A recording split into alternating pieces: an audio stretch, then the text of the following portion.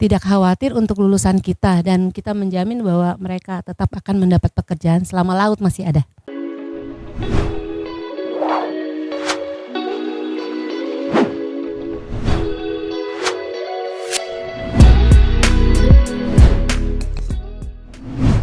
Halo Sobat Patimura, kembali lagi bareng aku Ita Wakano di program Kampus Beta. By the way, hari ini aku udah bareng sama ibu yang sangat cantik. Dengan ibu siapa, Ibu? Ibu Debbie. Debbie. Ibu Debbie marganya apa, Bu? Ya, saya Ibu Debbie Lekatompesi. Iya, Jadi saya panggilnya Ibu Debbie aja ya. ya. Oke. Ibu Debbie. Ibu Debbie ini adalah kaprodi dari program studi Teknik Perkapalan. Teknik Perkapalan. Wow. Ngomong-ngomong tentang teknik perkapalan, teman-teman saya ada juga nih dari prodi teknik perkapalan dan katanya juga cukup sulit ya prodi ini. By the way, Ibu, visi dari prodi ini sendiri apa, Bu? Ya, kita sih mempunyai visi yang mengharapkan menghasilkan mahasiswa yang mempunyai daya saing dan kompetitif dalam terjun ke dunia pekerjaan ya nantinya ya, terutama di bidang perkapalan. Itu visi kita. Di Maluku ini terutama ya, itu berbasis kepulauan. Jadi kita memang kalau di bagian barat sana kapal-kapal besar, kalau kita ciri khasnya itu kapal-kapal kecil. Iya. Luar biasa. Nah, ini kan udah mau masuk tahun ajaran baru nih. Nah, para siswa juga ini pada kepo nih, kira-kira nanti pas lulus lulusannya akan seperti apa nih, Bu? Kira-kira nanti lulusannya akan seperti apa, Bu?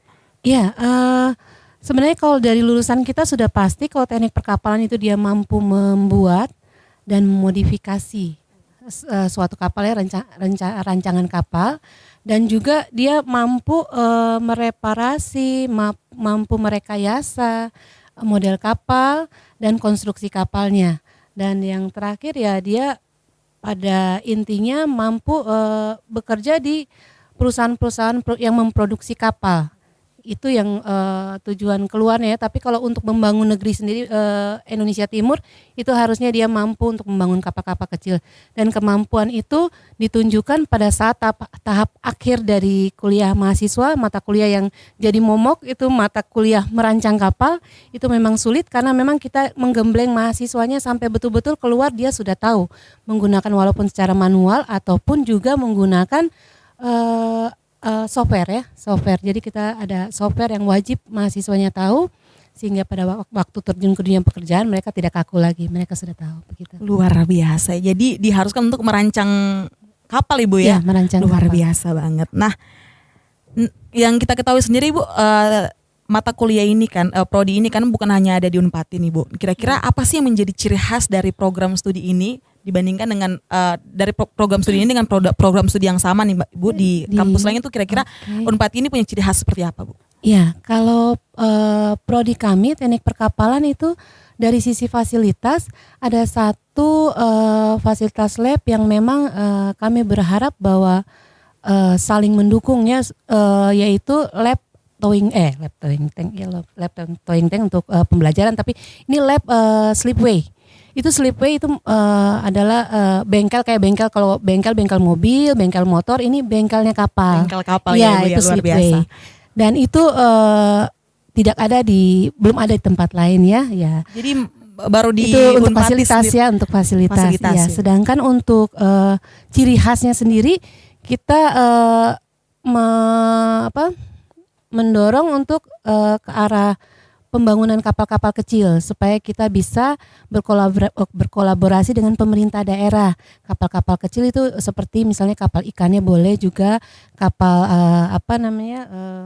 kapal khusus, kapal tradisional antar pulau, dan untuk logistik juga. Jadi kita berupaya supaya pembangunan kapal-kapal kecil itu kita yang pegang di bagian Indonesia Timur.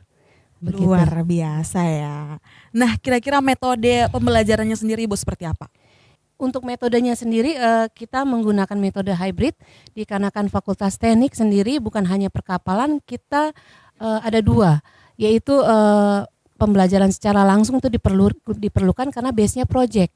Ya, base project seperti apa, mata kuliah apa, itu konstruksi, mata kuliah merancang kapal, mata kuliah teknologi las, inspeksi las, dan yang reparasi kapal, itu semua tidak mungkin dilakukan secara online. Jadi makanya kita yang namanya best project kayak seperti itu kita hibrid tatap muka yaitu daring dan luring. Jadi kita pakai dua metode itu walaupun kita sosialisasikan bahwa tidak menutup kemungkinan untuk mahasiswa yang dari luar itu bisa mengikutinya dibilang e-lab ya. Sekarang mungkin lagi ngetren itu e-lab.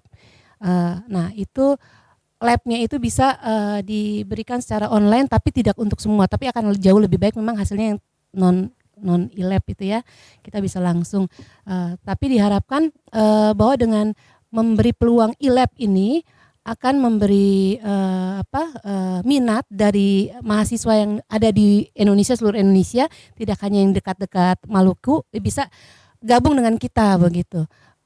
Karena ada diberi toleransi untuk mahasiswa yang dari luar mengikuti kuliah secara online.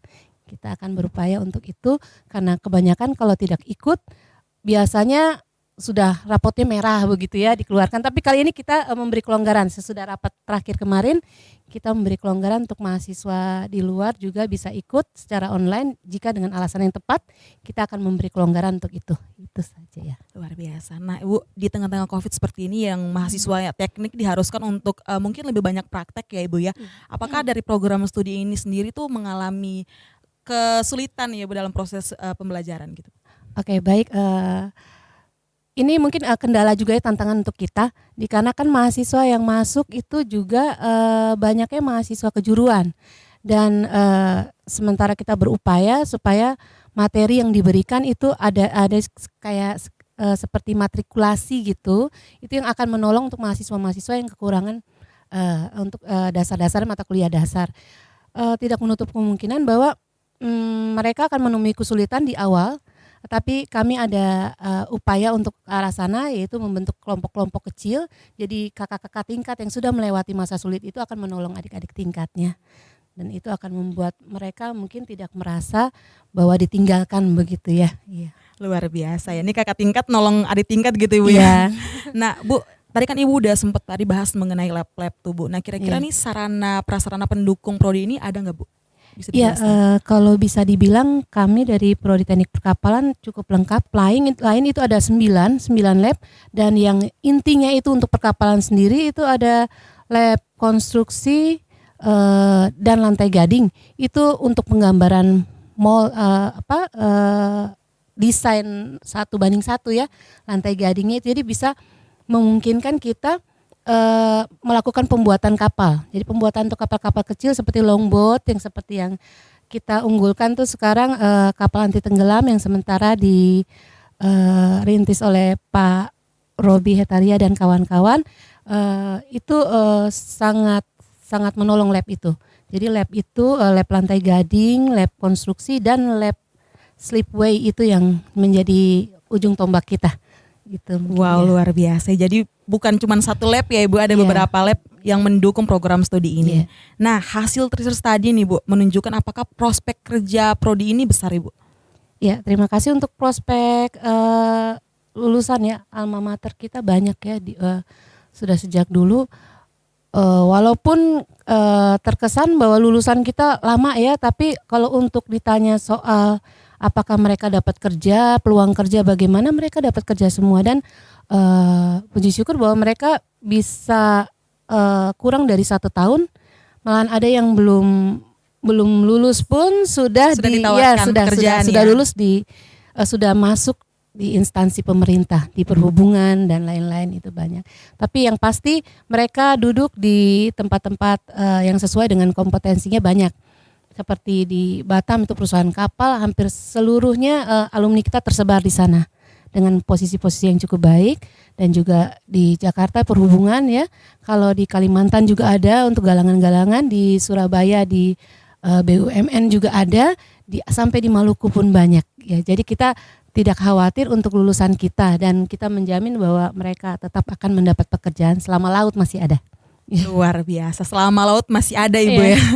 Ini bayangin aja selama laut masih ada pasti ada pekerjaannya. Karena berbicara tentang kapal pasti tujuannya udah ke laut Ibu ya. Iya. Luar biasa. Wah, ini pembahasan yang sangat menarik juga ya untuk program studi teknik perkapalan ini salah satu program studi yang bisa dikatakan peluang kerjanya juga cukup besar Ibu ya.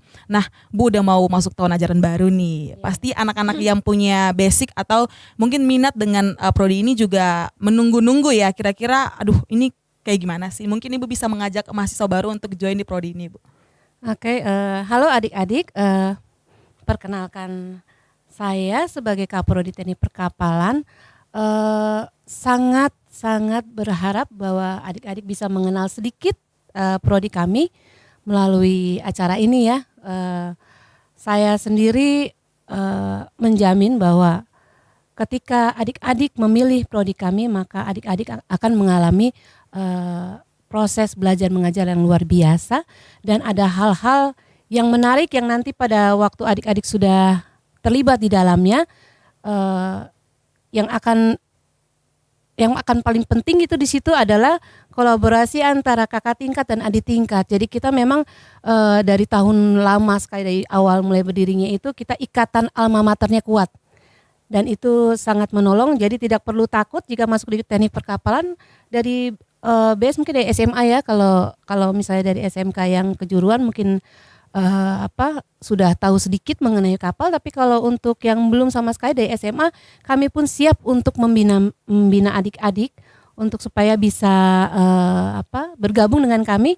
Dan mengenai lulusan, kami berupaya untuk supaya bisa secepat mungkin, karena ini memang kurikulum baru sudah ada, kurikulum 2021.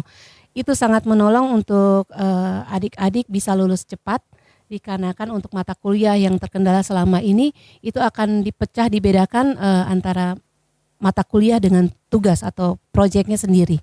Jadi kemungkinan untuk menyelesaikan masa studi dalam 4,5 tahun itu mungkin sekali. Dan tidak usah takut untuk software-software yang akan diberikan, karena kakak-kakak tingkat ada dalam himpunan mahasiswa program studi sendiri telah melakukan pelatihan di luar jam kampus atau kegiatan ekstrakurikuler, walaupun sekarang ini COVID ya.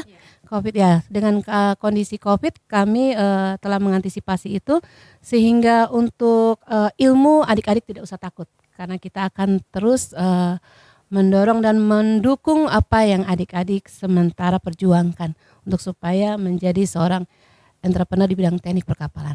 Itu saja. Luar biasa ya ajakan untuk mahasiswa baru nih. Jadi untuk teman-teman adik-adik yang sekarang mungkin kelas 3 SMA atau SMK ya, yang sekarang lagi pikir-pikir aduh kira-kira bakat saya di bidang apa nih. Nah, kalau punya bakat di bidang perkapalan mungkin ya bisa join di program studi ini, karena luar biasa banget ya, prospek kerjanya juga sangat luas dan dijamin langsung oleh Kaprodingnya. Luar biasa banget. Ibu terima kasih untuk waktu hari ini, dan juga mau kasih informasi untuk adik-adik jangan takut, karena di Unpati juga tersedia banyak sekali beasiswa. Jadi sebelum adik-adik masuk bisa tes dulu nih. Nah, kira-kira cek beasiswa apa aja yang ada di Unpati. Nah, di video kita sebelumnya udah kita upload ya tentang beasiswa apa aja yang ada di Unpad, jadi bisa langsung dicek. Ibu terima kasih untuk hari ini, untuk perbincangannya ini, menjawab pertanyaan-pertanyaan dari calon mahasiswa baru ya. Oke, teman-teman sekian dulu untuk hari ini. Sebelum tutup jangan lupa untuk subscribe YouTube channel kita di Radio Suara Patimura, jangan lupa like, comment, dan share. Jangan lupa juga untuk follow akun Instagram kita di Suara Patimura dan like Facebook kita di Radio Suara Patimura. Oke, sampai jumpa. Salam sehat.